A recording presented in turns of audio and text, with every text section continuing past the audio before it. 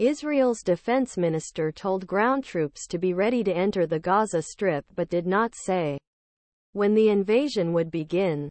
Israeli troops patrol an undisclosed location along the Gaza Strip border at a meeting with Israeli infantry soldiers' Gaza border on Thursday. Yoav Gallant called the forces to be organized and ready for order to take action. Israel deployed tens of thousands of soldiers to the border following the bloody cross-border carried out by Hamas militants on October 7. Israeli airstrikes hit sites in the Gaza Strip on Thursday, including southern areas that Israel has declared a safe zone, raising fears among more than 2 million Palestinians trapped in the area that nowhere is safe. While authorities were still working out the logistics of getting aid from Egypt, Gaza, overwhelmed hospitals tried to stretch medical supplies and fuel for diesel generators keep the equipment running. Doctors in dark wards stitched the wounds with cell phone light. A doctor at the largest hospital said staff used vinegar from the corner store to treat infected wounds. The Israeli army has relentlessly attacked Gaza in retaliation for a devastating Hamas offensive in southern Israel almost 2 weeks ago. Even after Israel told Palestinians to evacuate northern Gaza and seek refuge in the south, attacks spread throughout the region and Palestinian militants continued to fire rockets at Israel.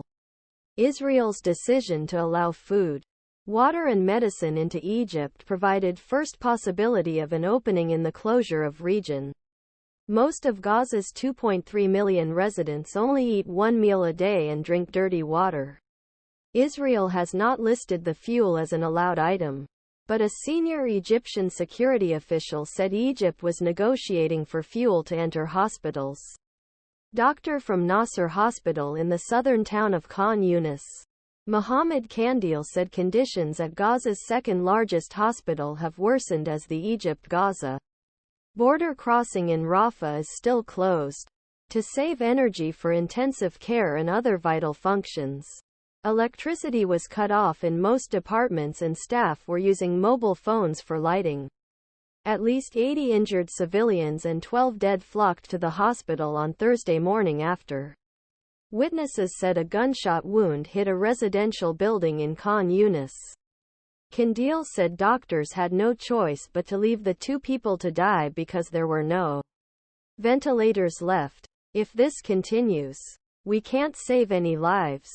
So more children and women will die, he said. Gaza Ministry of Health asked gas stations to give the remaining fuel to hospitals. UNRWA, the UN Agency for Palestinian Refugees, gave some of its remaining small fuel tanks to hospitals.